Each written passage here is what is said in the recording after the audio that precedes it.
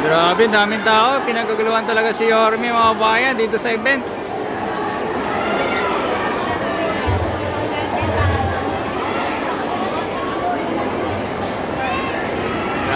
Manila Rise for Work Project. Grabe.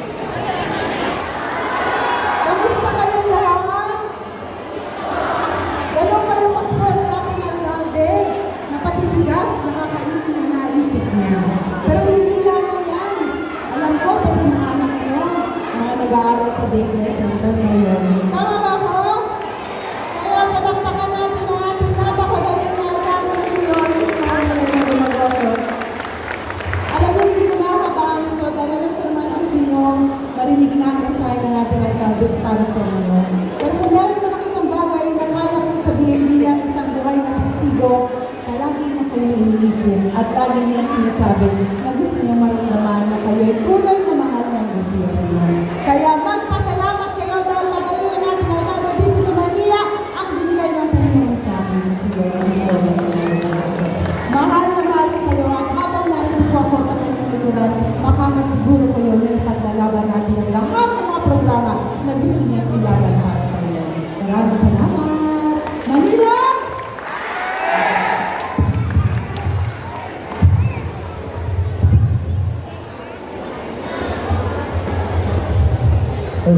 Muli po, magandang umaga sa inyong lahat.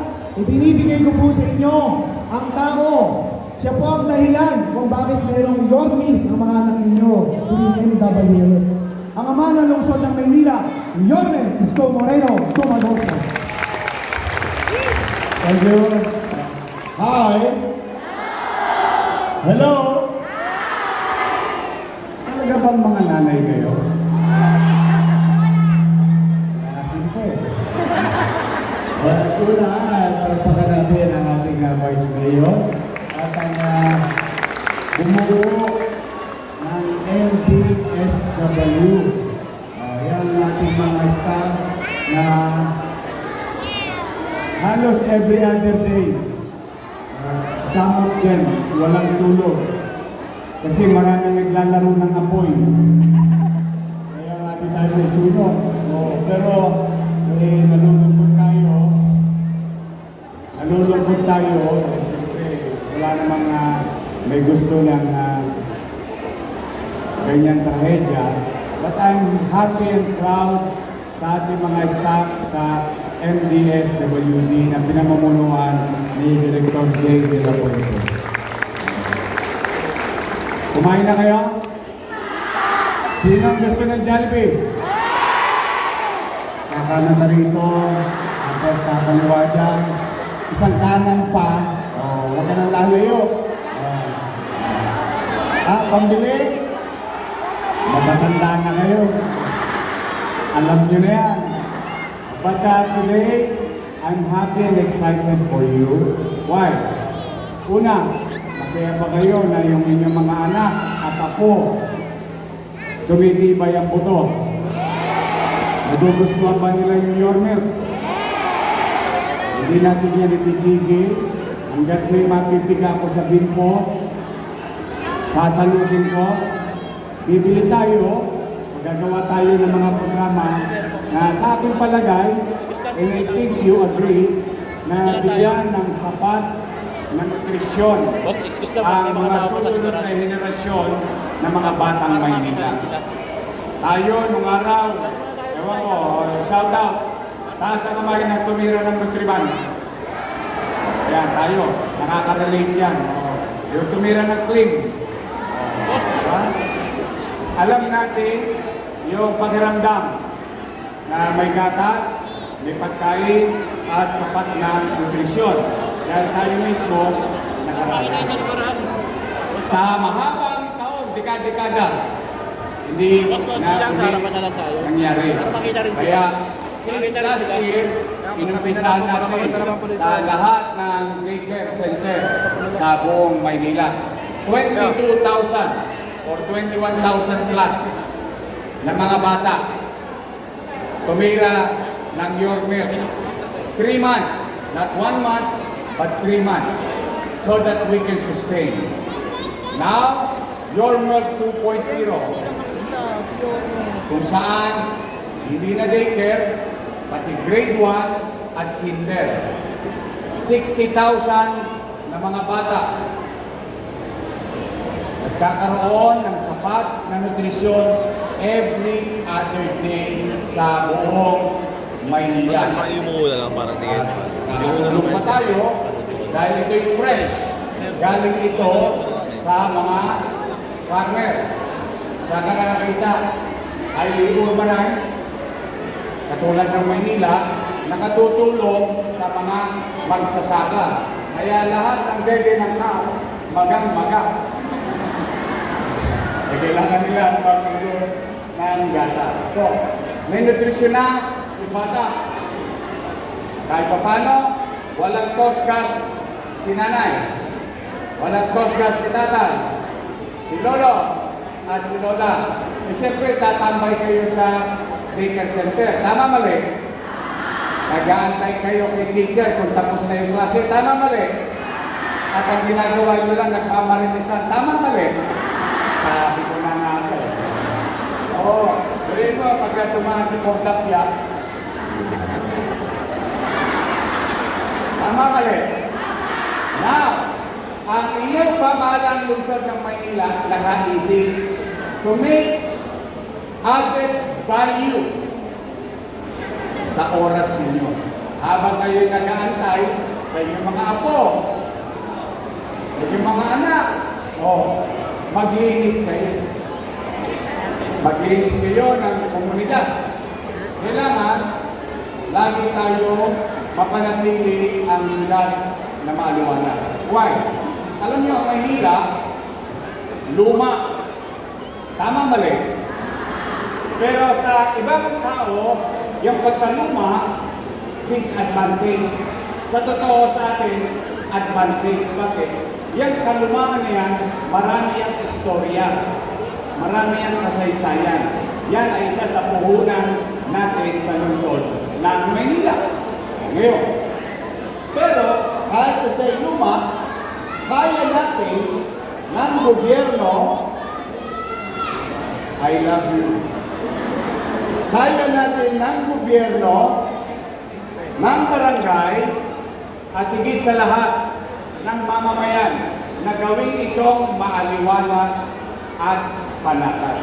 Ibalik tayong luma, basta tayo malinis lagi ang kapaligiran. Tama mali?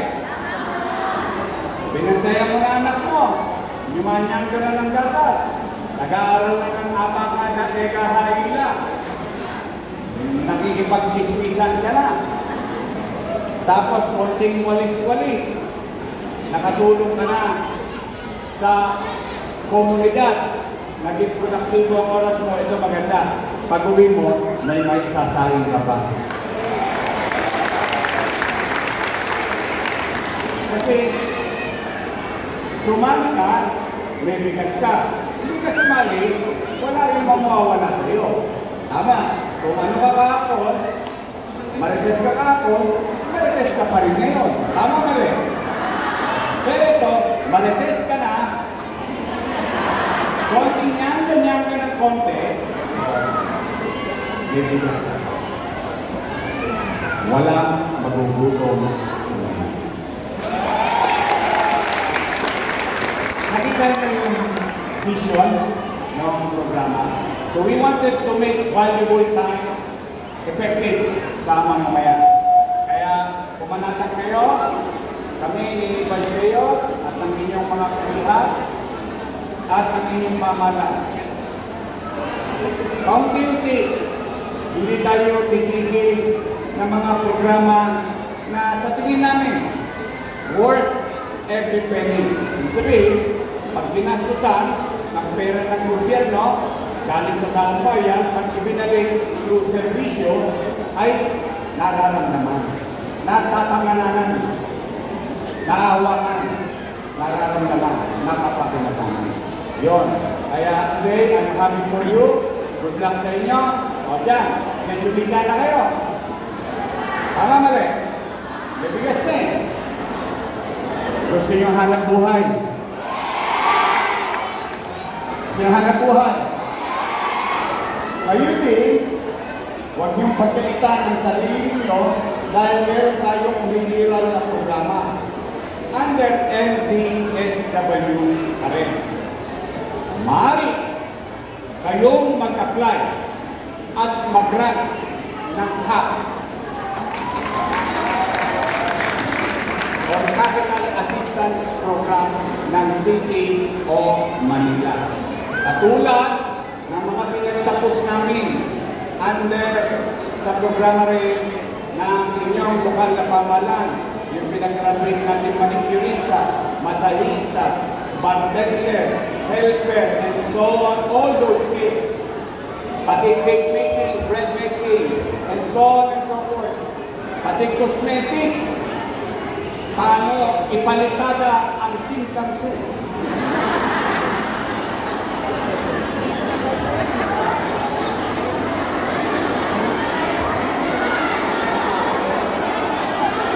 Kaya mo sa mga lola natin yun. Kasi nagtawa na, puro lola natin eh. Yung pagising mo sa umaga may multo. Kala mo gabi lang yung multo. Yung palitada, 1 metro. Ayun. Pero sa mga bagong panahon, Natasha. Abon. Or ibon. Tama ba? Pati yun, nabibigyan ng pagkakataon ng puhunan. So, huwag kayong mahiya. Wala namang masama mag-apply. Once you are granted, at least, meron kayong magagamit na puhunan para itaguyod ninyo o kumita ng extra sa mga oras na available kayo. So for now, I'm happy. Pero pwede ba ako makisuyo? Palakpakan natin ang mga daycare teacher natin.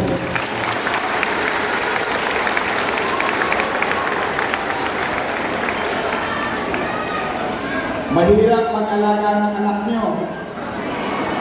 Tama mali? Kayo nga, isa lang inalaga nyo, tumutukod na kayo. Si daycare teacher, 30, 20. Tama mali? Kaya minsan, ito naman, on the side lang. On the side lang. Hindi ko kayo nire-require. Walang masama na sampitin natin yung 2 word. Total, laway lang ang puhunan. Pamisa-misa, siguro, pag nakikita natin si teacher sa daycare, ma'am, thank you.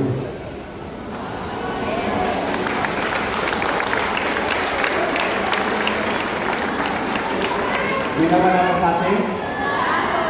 Pero, sa isang tao, kahit ako, pag naglalakad ako sa kalsada, lalo na pag nakikita ko yung mga senior citizen, pagka nasasabihan ako, yung, alam mo yung pagkaramdam ng isang tao, lalo kang nagpupursige kasi it is being appreciated.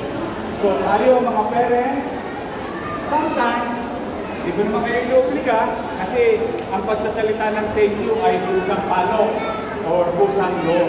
Pag-isa-isa, kay ma'am, kasi, ano ko naman yung, ma'am, thank you. Pasampulan nga natin, ano tayo? Exercise mga bata. Exercise. Ready na kayo? Ma'am? Amor, di na malulong talaga. Kaya nag-uuso mo. Okay. Children? Okay. Sabay-sabay. Ma'am? Galing ah. Hindi ka na rin ha? Ma'am?